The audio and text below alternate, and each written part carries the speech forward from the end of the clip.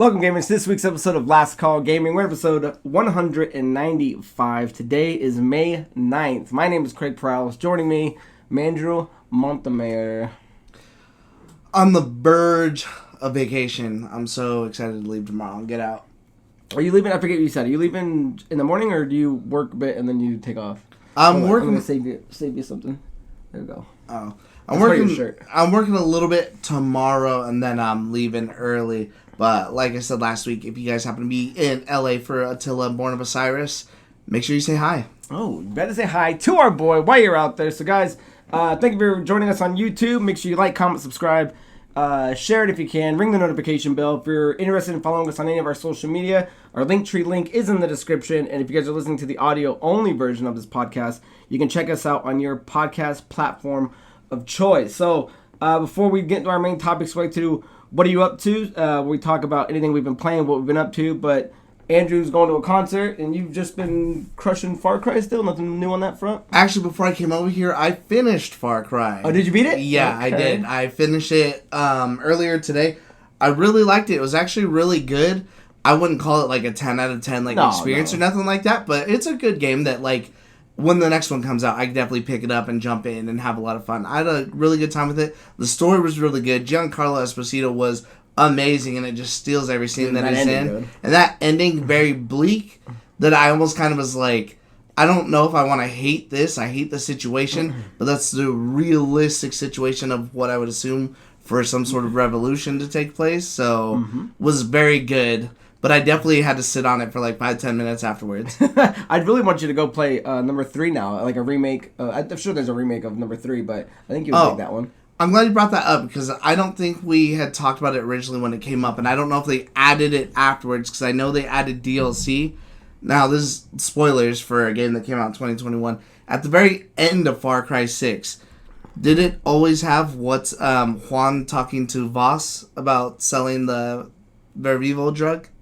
Yes, as far as I know. Okay, because I know they added Voss later on in DLC to show that he did survive from 3 and he's older and stuff like that, so it is a real thing. That I was like, oh, I wonder if this was always here, or if that's something they added post-edit to go with the DLC or something like that. I believe so, because I remember seeing that scene and I was like, oh, this is fucking dope. But it was cool that, even though I didn't play 3, I knew who he was, so hearing it, I'm like, oh, that's really cool that they have that in here. Excellent. As far as what I've been doing, watching wise, nothing really crazy, just kind of catching up on my show. Still watching Curb, going through, I actually do an annual run of Entourage, so I'm cruising through Entourage, but I did start watching Blue Mountain State. It's on Netflix, and it's a show that came out way back in the day. It was on Spike TV.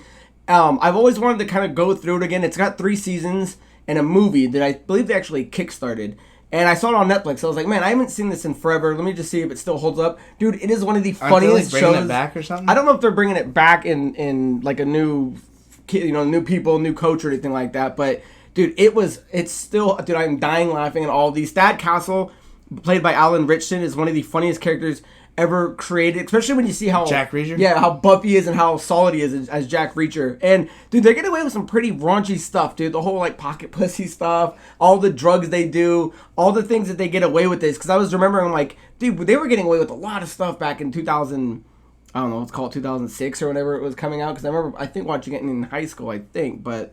Did you ever watch all the Blue Mountain State? Or I know you know it. I've seen bits and pieces of it and a few episodes. I think the one that stands out to me the most is where they have to put the cookie in their ass and do the race. That's the first episode, dude. And it's so funny because I forget there's only 3 episodes on a lot. I'm like, man, they did that in this episode, in this season, and this season. Season 1 is chock full of all the I wouldn't have even remembered that was the first episode. Yeah, and then Thad gets it and he's part of it. So if you guys are interested in a good laugh, check out Blue Mountain State. Again, it's a very mature funny, so don't watch it with your kids, but it's good stuff, just as funny as I remember it. I'm at the end of season 2, so just about to go into season 3, so you should definitely give it another run. Yeah, maybe I'll sit down and watch it. As far as what I've been playing, because again, I haven't been playing too much, but there's a game that I don't know if you remember them talking about this, that they've been saying a lot on Sacred Symbols, this game called Balatro.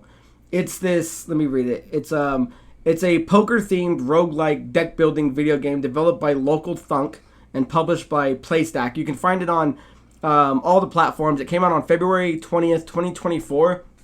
I wouldn't call it Game of the Year by any means, but a lot of people are saying so far it's one of the funnest games of the year. Again, the year is still early.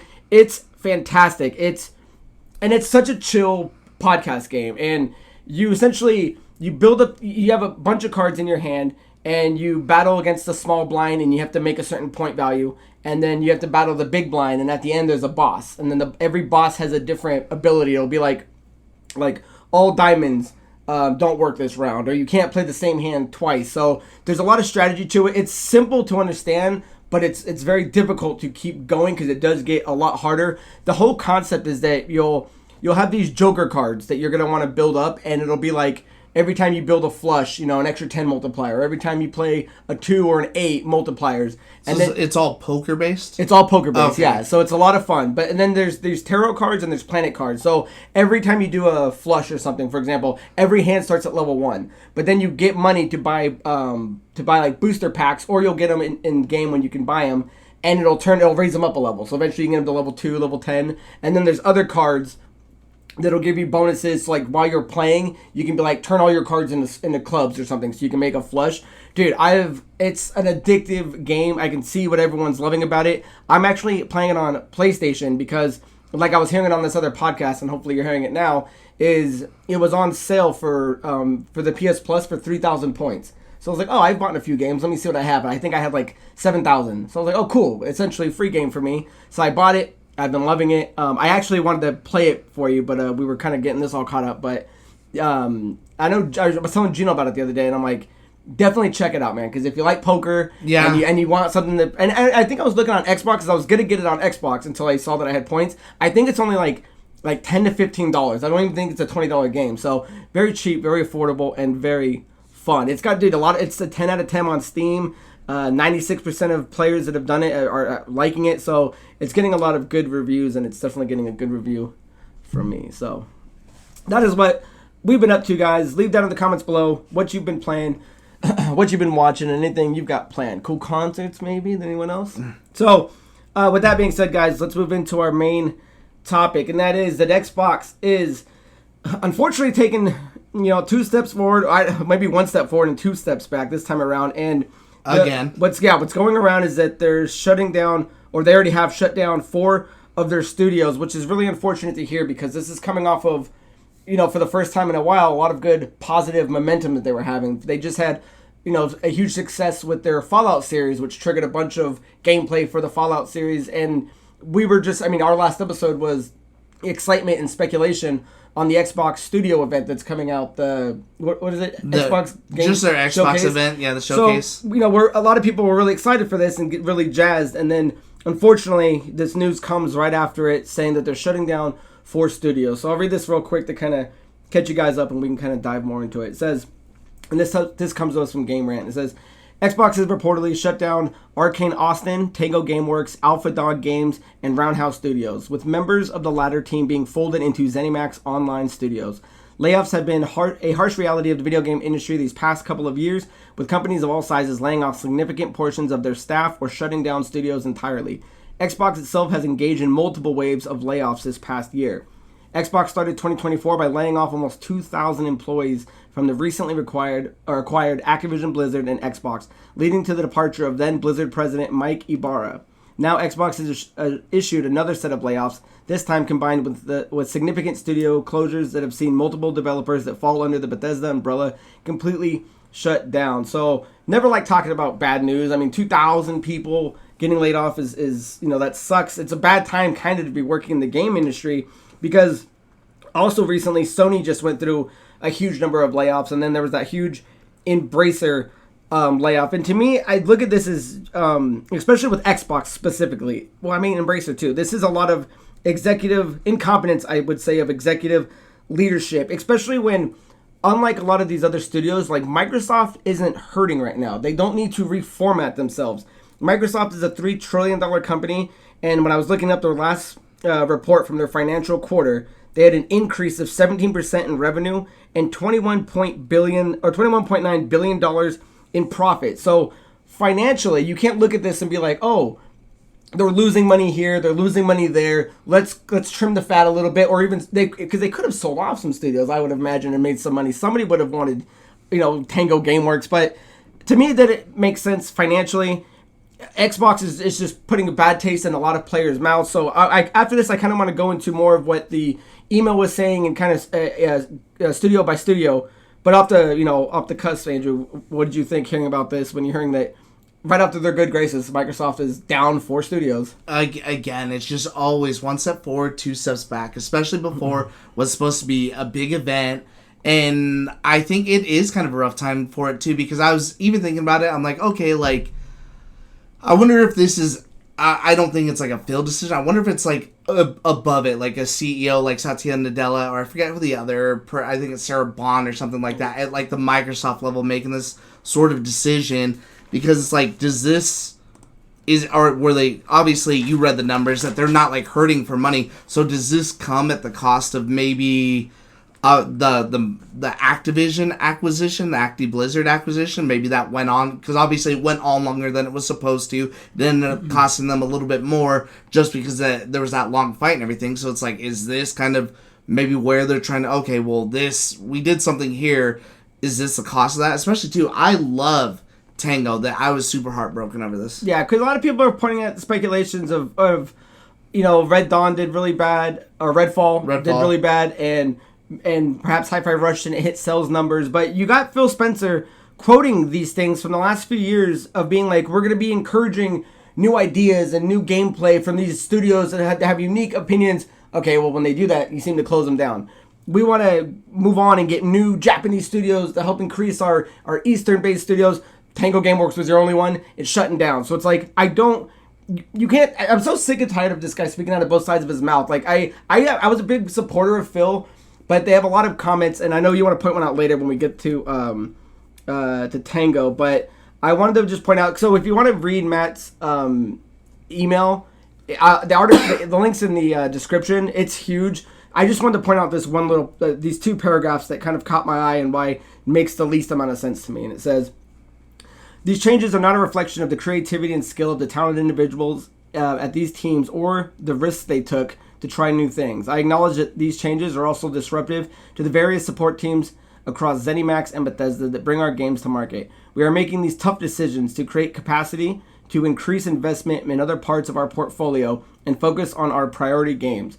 Bethesda remains one of the key pillars of Xbox, with a strong portfolio of amazing games and thriving communities. As we look to the future, there's an impressive lineup of games on the horizon. In 2024 alone, we have Starfield Shattered Space, Fallout 76 Skyline Valley, Indiana Jones and the Great Circle, and The Elder Scrolls Online's Golden Road. As we align our plans and resources to best set ourselves up for success in this complex and changing industry, our teams across Arcane, again, I don't know if it's Lion or Leon, I've always said Lion, Arcane Lion, Bethesda Game Studios, id Software, Machine Games, ZeniMax Online Studios, and the Bethesda Publishing and corporate teams will be well positioned to build new IP, explore new game concepts, and expand on our existing franchises. So that last part is, to me, is like, what the fuck are you talking about? You've got, in 2024 alone, we have this coming out.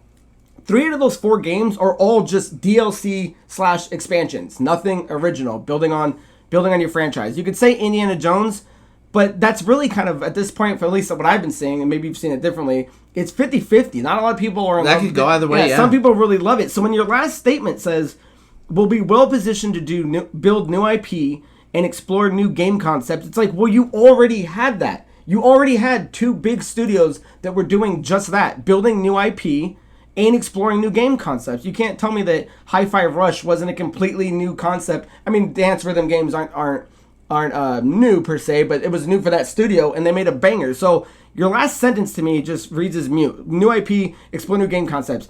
Okay, well, you just close down that stuff, and your last sentence is it seems to be what you want to do. Expand on our existing franchises, and we can see that clearly in Starfield, Fallout, and Elder Scrolls. And again, I'm not saying that's bad, but it's like, you can't tell us, Phil Spencer and all these guys can't be saying, we want to build all this new stuff, but it's like, do you? Or are you guys just going into online community games? And again, there's nothing wrong with that, but you can't say one thing and then completely do the other. So how do you take his comments, or at least where they're going with this? And again, it just seems like it's just like a vague statement. It's always talking out of both sides of your mouth, because even still, when some of these games, or when Hi-Fi Rush did come out, they're like, okay, we're super happy with the sales, we're super happy with everything about it. It's done well on Game Pass, as well as sales numbers, and not to mention, critically, that game, a lot of websites gave it like 10, some people gave it like their game of the year. That was a game a lot of people loved, just to get shut down right out of the game. A year later, I think the game came out, and then a year later, they're getting shut down. So,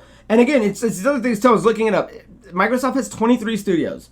Now, I don't know if that's 23 after the 4 that got clipped, or if it's 19 now minus those 4. But it's like, that's all you have coming out for 2024 is 4 games, and 3 of them are already from studios that already checked and numbered for. So it's like, what are you doing with all these studios, man? It's like, one of the perfect examples is how they're just completely mismanaged is when they bought Lionshead Studio. I always point this out.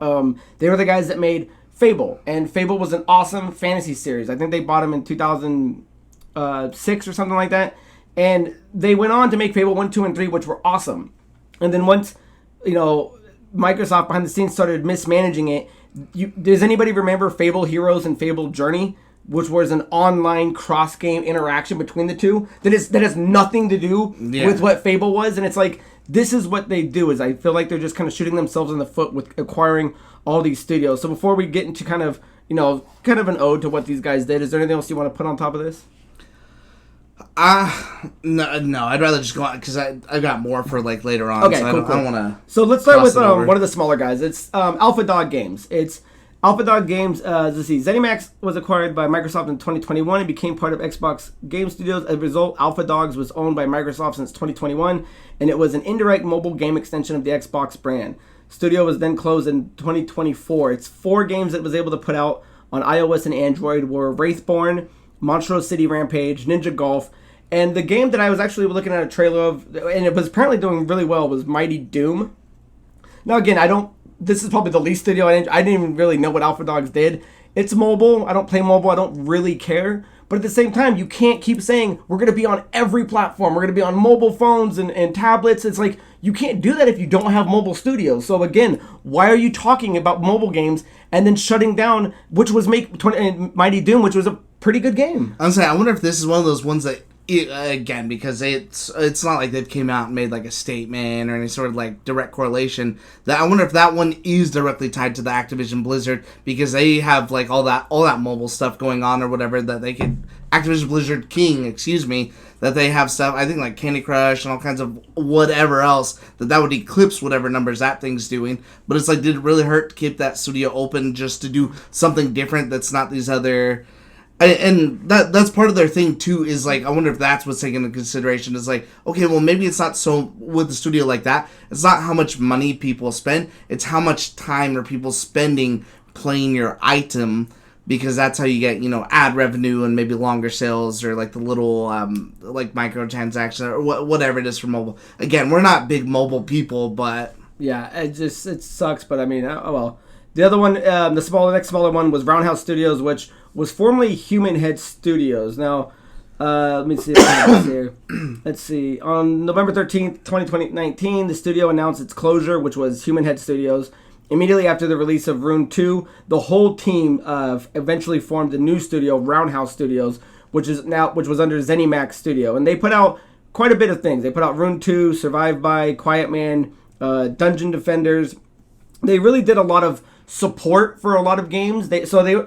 Those games were pretty much when they were, I always forget the name of it, Human Head Studios. But once they became Roundhouse, they were really just a support studio. So this one, I mean, it's a closed studio per se. There's not 4 anymore. They're losing one, but it's really just getting folded in to ZeniMax, and those resources are going to be going back into ZeniMax itself. So these first 2, it sucks that they're closing. It sucks that they're gone. But I feel like this article, they closed down 4 studios, they're trying to make it bigger than what it is. Because these 2 studios, I don't really see a problem with. There was a small mobile team that did 4 games, and a studio that's not really leaving. It's just going back into what it does, a supporting studio. So are you losing any sleep over these 2? I would say no, not really. I mean, it still is important to have the other 2. By no means are nothing to see that. Right. Those are huge huge studios.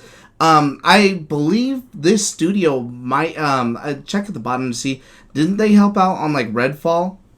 Oh, no, yeah. Well, this is just showing. I was just looking at Oh, when okay. they first I was came gonna from. say, Yeah, they had support on everything. I was saying, I wonder if they just kind of got caught up in the crossfire of that whole like Redfall disaster, because Microsoft said again that it's not their fault that the game was in the state that it's in, but that it released in the state that it was in, because they said they took a hands-off approach and just let them do their thing. So obviously nobody oversaw the shit show that was going on. Yeah, we can dive into that when we get into. So I wonder if this team kind of just caught the flack off of that, which would totally suck. So yeah, so at the end of the day, those two I can see if you are gonna make cuts, those two make sense. One mobile studio that doesn't have a bunch out, and one that we're just gonna fold back in. It's the next two that I think are really. I mean, obviously the headliners, which is gonna be Tango and Arcane. So let's start with Tango. Now, they had a couple things to say because if Tango was coming out doing it was Evil Within. They did the Evil Within 1 and 2, and then they did Hi-Fi Rush and Ghostwire Tokyo. Yeah, I was looking at one of the things for Evil Within, the second best-selling game in the United Kingdom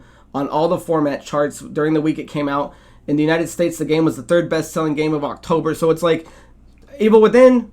Nothing to snuff at. Yeah, Ghostwire. I love Evil Within. Yeah, it came out. It was on PlayStation 5 and Xbox Series. It was actually on PlayStation first, so it definitely got its sales. And then obviously Hi-Fi Rush, which was the surprise hit. And I just wanted to read this. This is all more part of the article. Again, if you guys want to read more of it. It says, Microsoft's announcement of the cuts at Bethesda come over 3 months after the company announced plans to cut 1,900 staff members from its video game workforce and amid a boom time for Bethesda's Fallout series, following the breakout hit Prime Video TV show. The closure of Tango Gameworks hits just over a year after the launch of Hi-Fi Rush, which many consider to be one of the Xbox's best games in recent years. Tweeting in April 2023, Aaron Greenberg, VP Xbox Games Marketing at Microsoft, addressed concern that Hi-Fi Rush had failed to meet sales targets, calling the game a breakout hit for us and our players in all key measurements and expectations. Mm-hmm. Greenberg continued, we couldn't be happier with what the team at Tango Gameworks delivered with a surprise release. Hi-Fi Rush launched on PS5 as part of Microsoft's new multi-platform push in March. So your sentence kind of contradicts itself. You can't say, it didn't meet sales expectations. It's like, yeah, it's on Game Pass. Who was going to buy it? You had to have made that game knowing that it's not going to be sold at a very high number, and then afterwards say it's hit all other key measurements and expectations. We're happy with it. Yeah, so you can't be telling studios, do something new, try something new, we won't get involved, and then they hit on it, and then if it doesn't sell, because it's speculation that it's because Hi-Fi Rush didn't sell well, that's why they're getting rid of Tango. But it's a fair concern. It couldn't have sold that much. And then right after, or I forget, was it 6 months ago when they were talking about a couple months ago when they were putting more Xbox games on PS5, it's like, well, then you launch with Hi-Fi Rush, so now we haven't even got a chance to see how much it's going to sell overall. So I don't know. It's really unfortunate because Hi-Fi Rush was my top 5 games of the year when it came out, and Tango Gameworks, and I was saying it earlier, is like, this was the only Japanese studio that they had, and it's like, it's Microsoft, you can't say you want to get more. It's like, what are you going to do, get more Japanese studios and close them down? So you lost what I would consider an amazing cornerstone studio that was part of the ZeniMax team. So how do you feel about it? That was my biggest thing, is this was their only Japanese studio, and I think it was one of the most important studios for them, because they keep saying, we want to do this and that with Japanese. Well, now you're sending the wrong message. Now it just seems like, okay, maybe we'll just do third-party stuff or small things, or maybe buy an exclusive here and there. And I do want to note that, that studio was super important, especially, too, because it was founded and had Shinji Mikami, who did, obviously, Resident Evil and Resident Evil 4, Resident Evil Remake, pretty much the father of horror. He left a year ago after he kind of finished his commitments, because he said, I want to step away from doing horror games, since that's what I'm known for, and kind of focus on creating something for newer young blood to get in, help people get into the industry, that sort of thing. So I was like, okay, you know what, that's fine. I don't think Ghostwire Tokyo set the world on fire, but a lot of people liked it. It was very different, especially the combat. It's a very different game. All three of these games all three of these franchises are different. Evil Within, horror game. Ghostwire Tokyo, very unique in its style. Hi-Fi Rush, completely out of note. Like, why would you lose the studio that's literally doing what you asked it to do? Especially when you have the three besides, I can't remember what it's called. Whatever Kojima's new game is supposed to be. This was your pocket horror studio, because you had the three, and then Hi-Fi Rush came out of nowhere, and that was like a big success. But you had your own in-house horror. You don't have anyone else doing anything like this. So they were perfectly fine doing their own thing, because it's not like you have out of all the studios you own, you don't have anyone else doing exactly what they're doing. And I think even still, the bigger slap on the face was, I don't know if you have that picture pulled up, that tweet or whatever. That one that I if you're watching you. on YouTube, you can check this out right now. Do you have it pulled up? Because I don't remember exactly what he said, but it was literally the day after they announced that they were closing it. I believe it was like Matt Booty or someone who came out and was like, we need games like Hi-Fi Rush and this and that. It's like, okay, well, if you need, then what the hell did you close the studio for? Hold on, I'll pull it up for you real quick. Yeah, it's because one of the things, it was just kind of like, exactly, it makes no sense that these guys want to keep saying one thing, and then you have the studios that are specifically doing it, and then shutting them down. So it just makes no sense. I didn't have it pulled up, but were you trying to quote it? I just couldn't remember what it said. I think I sent it to you in Messenger. But also, too, just as a quick thing, that this studio did mean a lot to us, because at the very last GameStop Expo, this was one of the games we got to play, was Evil Within 2 on the headset with the chick with the crazy chainsaw hands. Yeah, and that was such a good time, and that totally had me on board with that. Even though I loved the first one, that I was completely on board with the second one. That is a lasting impression that I can't forget. Yeah, so the picture that Andrew was talking about, I'll throw it up now if you want to watch it on YouTube, is from Tom Warren saying, we need smaller games that give us prestige and awards, said Matt Booty, head of Xbox Game Studios, at a Microsoft town hall today. This comes off the back of Microsoft says it needs a game like Hi-Fi Rush the day after killing its studio. So it's like, what do you want? What do you mean? This doesn't make any sense. Yeah. So, Tango was one, man, that made absolutely no sense. I mean, I was gonna say, before we kind of get into it, the only other little rumor that I saw floating out there, but again, nothing's concrete, was saying that when they were kind of cutting studios, when they were looking at them, they cut the studios more because they were asking them producing. So their games had already come out. Now they're getting ready to either work on a new game or a new sequel, which Arcane, obviously, we've been hearing a little bit of rumbling about it. So that's going to take further investment versus, okay, let's finish our investment and then see what it does. So they were in an asking position, not a delivering position. And I'm like, okay, well, it still doesn't make sense, especially we can take that into the next one. Redfall's their one blunder, I would say, off their record that was really, really bad versus compared to the rest of their history. Yeah, because Arcane, if we're getting into that one next, again, Arcane Austin, particularly, because some people were getting confused that they thought Arcane was leaving, and this is just one division of Arcane. Arcane is still going to be operating in different locations, but this is this particular one. And Arcane Austin had its hands on a lot of other great games. Dishonored, which I played number 1. I never got a chance to get too far in number 2. I love Dishonored. Prey, I never really played that one, but from what I was hearing, people love it. Yeah, it's a very good game. Deathloop was another one that was completely different. 10 out of 10. Original material. Yeah, came out on PS5. It's like they're another game that was doing what you asked them for, new things, new ideas. And then obviously Redfall, which Redfall had problems before Microsoft got its hands on it. Like Redfall, there was a time, and I remember they were saying like, this game is not done. This game, we need more time to do this game. And it just seemed like they just wanted to push it out, and it did get a few pushbacks. I don't think there was any saving that game regardless. Yeah. And well, one of the things too that again you can point it back to something like Lionhead Studio, where this game, when a majority of this team came on, nobody knew that it was going to be an online 4-person shooter. When all the team that was coming on, all their specialty was from single player narrative games. So it's like, how do you not get the team right to build it? So again, I think Redfall didn't stand a chance because the team that was on it and the guys that were trying to make it are like, this isn't what we do. And again, when you can look at other things like Tango, you can put them, a horror studio, on a rhythm game and find guys that can do both. Where Redfall, I just never saw it. I never saw him getting out of the gate with it. Because Andrew, I remember when we were watching, I was like, oh, it looks cool. But Andrew was pointing out things like all over the place. He's like, no, this is off, this is wrong, this is wrong. And in the end, it really showed just how bad that game. And again, we played it. We tried to have as much fun with it as we could. But, I mean, at a certain point, a dud's a dud. I've heard from, I've seen it online because I see it pop up every now and then. I know that it did kind of get better. They did fix some problems. I still felt like that game had fundamental issues that no amount of patching could fix. Versus just it's a frame rate thing or this or that graphics thing.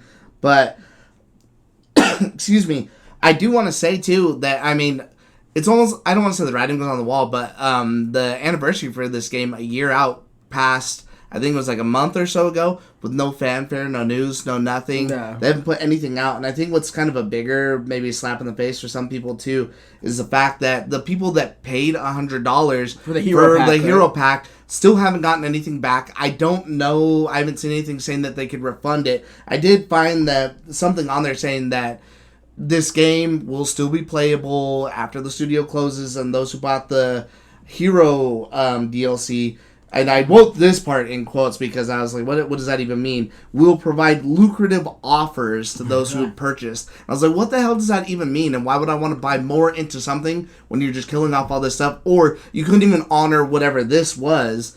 I believe the big, and the other big, I guess not confirmed, but it all but pretty much was that for this month too, they were getting ready to launch the offline mode for this game, so that way you could play it in single player if you wanted to, and that is just scrapped as well. It's all gone.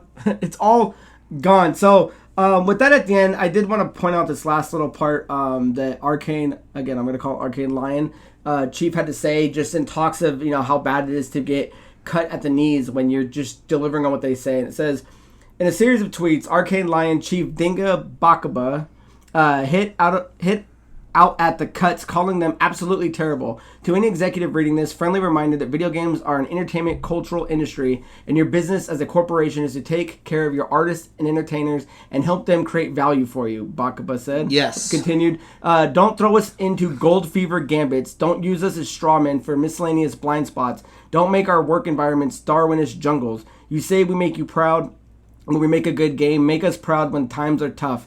We know you can. We've seen it before. For now, great teams are sunsetting before your eyes again, and it's a fucking gut stab. Lion is safe, but please be tactful and discerning about all this, and respect affected folks' voice, and leave it room to be heard. It's their story to tell, their feelings to express.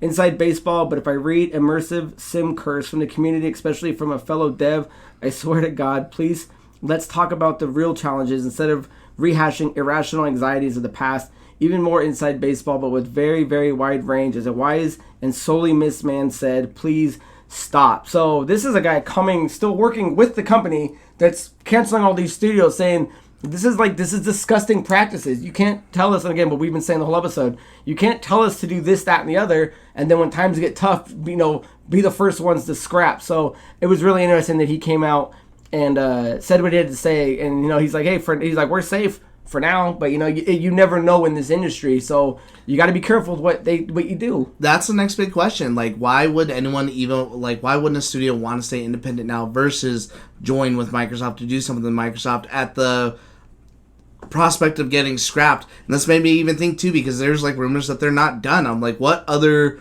studios are on the chopping block? And one of the first things that maybe kind of came to mind for me would be Ninja Theory. Because they have Hellblade 2 coming up here next week.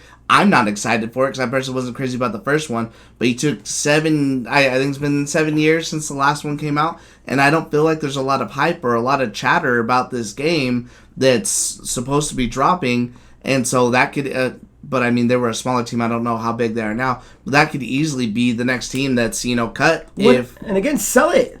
Sell it off. Like, why shut the whole studio down? Try to sell it. And then I think the final thing I wrote down here too is I think what sucks the most and what always hurts is you have Phil Spencer who's supposed to be the face of Xbox and the leader of that brand who's just been dead quiet. Not even a tweet or anything. Yeah, so I'm getting sick of Microsoft. I'm going over to PS5, but I'm staying there. And so I mean, when you're not saying anything at all, I think that's where even if you messed up and let's say it is part of the other acquisition or whatever, from costs from the Blizzard, whatever, just own up to it. Just say what you got to say. At least an apology, something. But just stop with the we had to because of this. Everybody knows it's not true. Yeah, but again, kudos is where it's props are where props go. Is he did go on, what was it, Kind of Funny Games when Redfall kind of took a nose bath and owned up to that. And owned up to that, but it's what was the point of that apology if it didn't matter at the end of the day? So, I don't know. Well, where's he at now? Yeah, getting real tired of this. And again, it's going to be one of those things where, you'll see a statement from him next week or something like that. And it's you already knew this was coming down the pipeline. You should have had something ready day of, because now you have people like us or other people like Unlocked or whoever that are, what about the future? Why should we be excited for your E3 moment now? on top of this. Yeah, because now I'm going to be real curious to see what they have to do at their event. And let's see, we're going to move in now to, well, guys, let us know what you think about the studios. Let us know what games you're going to be missing. Let us know what your favorite was. And at the end of the day, is this a big deal to you? Because at the end of the day, we're still going to be playing games. It's really kind of the behind-the-scene people that know who makes what and that you get excited for. Like when I see a game that was by Tango, I got excited for. When you lose those studios with that excitement, it does do something, but it doesn't do something to everybody. So let us know if it did anything to you. So with that done out of the way, guys, let's move into questions of the week. Now, if you want to leave questions that Andrew and I can answer on the show, you can do so a couple of different ways. You can leave in the YouTube comment section. We can grab it there. You can email us at lastcallproductions@gmail.com, or you can find me on social media at Craig Perales, and we can take it there. So the first question I did this because I think it kind of piggybacks off more of the mismanagement of Microsoft. This comes from Mark T, and he says, I was watching your last week episode about highlights for Perfect Dark. With the bad news recently being said about it, is there even still hope for this? Is there even probably still hope for this game? So let me read real quick what was going on with it, and then Andrew, I mean, you can dive into it. This was your game. So yeah. It says, the Perfect Dark reboot that was announced for PC and Xbox Series X and S is reportedly experiencing some shaky development woes right now. Jeff Grubb took time on yesterday's Giant Bombcast to speak about upcoming Xbox projects. These included Project Dark, and things are apparently not looking good. The fallout from layoffs, been hearing more and more, been hearing for years that Perfect Dark is in a rough state. It sounds like it's in a very rough state, he said, and it doesn't sound like it really come together in any way since its announcement and Crystal Dynamics coming on board to come help on that. Xbox allegedly, this is the part that I was just like, what? Xbox allegedly doesn't know if it wants to take the first-person shooter route for Perfect Dark reboot either. The series has historically been a first-person shooter, with the exception of the top-down isometric Game Boy Color prequel. The Perfect Dark reboot was announced back in 2020 and is still seemingly early in development. In 2021, Crystal Dynamics joined the initiative to help out with the development. When Crystal Dynamics went through their layoffs last year, it ensured that Perfect Dark's development wouldn't be affected. Fans are worried about Xbox status given that Arcane Austin, Tango Gameworks, Alpha Dog Games, and Roundhouse Studios were shut down yesterday. Several developers voiced their concerns too, such as Moon Studios CEO Thomas Mahler. Moon Studios, the developer behind the Ori series, avoided acquisition talks by larger publishers due to potential layoffs and closure. So good for them to kind of see that writing on the wall. But dude, the fact that I'm hearing they still don't know if they want it to be a first-person shooter, it's like, who is managing this? So I don't know. You were hoping to see it at the upcoming event. What do you think of what they're going to do? Do you think we're going to see anything now? I don't know, because I've seen two other people tweet back at this saying, like, well, from what I've heard, it's doing fine and it's better along in development and that everything's going good. So at this point, it's kind of like he said, she said. But I guess with how recent things are going, I'm more leaning towards it being on the negative side. And that sucks because there's so many other games out there that you could like take inspiration from, and so many people have done it right. You have your base N64 version that people love. Like, I just don't understand how could you... you're not reinventing the wheel. Yeah. Like, just take what you know, take what others have done, and perfect it. Like, I just don't understand. Or can you at least pick a genre at this point? You don't know if you're a first-person shooter? Yeah, it's not like anyone's saying to take Perfect Dark and turn it into some, like, dinosaur adventure game. Like, no, you're just making another shooter. There's a million shooters out there. Pick the best one that you know how to do or what you know how to do and take your good ideas and just make it work. Do something. Yeah, now they're going to close both of those studios down for working on Perfect Dark. It's going to come out, it's going to flop, and then Crystal Dynamics and the initiative are going to get shut down. Because that's just what Microsoft does, so... thank you for the question. Leave your thoughts down below. If you can't figure out how to make Perfect Dark work, you deserve to be shut down. So, the last question, guys, comes from Jacob T, and they write, have you seen the new pic of Superman that's been going around for the new DC universe? I think it looks pretty bad ass. And, and if anyone kind of doesn't remember, the DCU is now being revamped, being started with James Gunn pretty much taking the helm. I always forget the other guy's name. It's Matt Sapphire or something like that.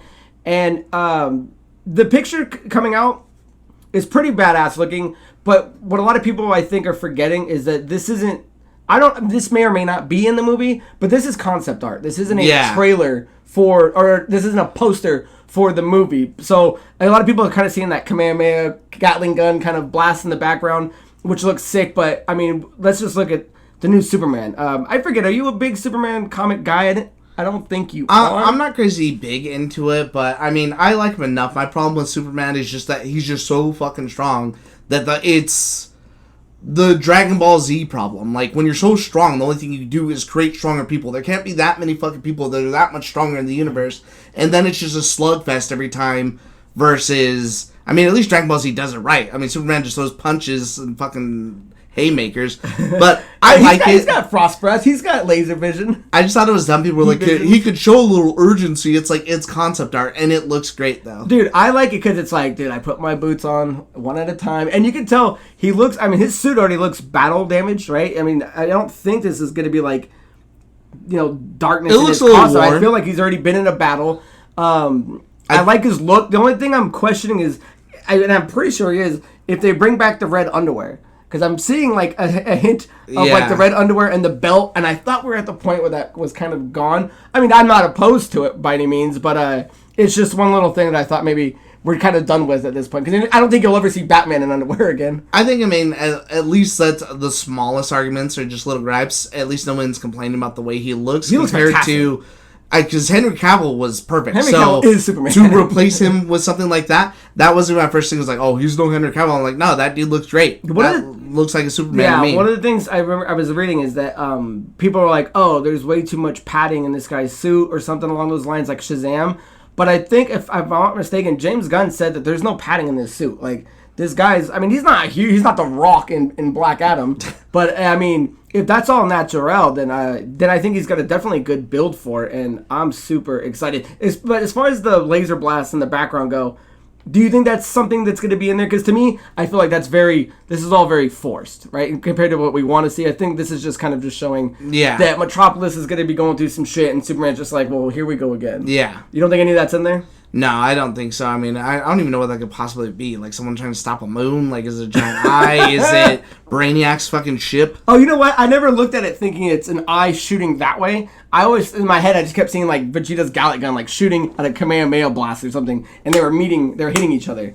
But that, yeah, I look at it as the thing blasting out the opposite direction. The way that smoke ring comes out, it looks like it's more going forward with the blast than, like, back. I like all of it. No, yeah, going back, like as if it's coming from the shot versus if it hit it, it'd be going the other way. Well, I imagine, too, if it is something on par with that, you're looking at things like Starro, which they've already done, so I don't know if they would do that again.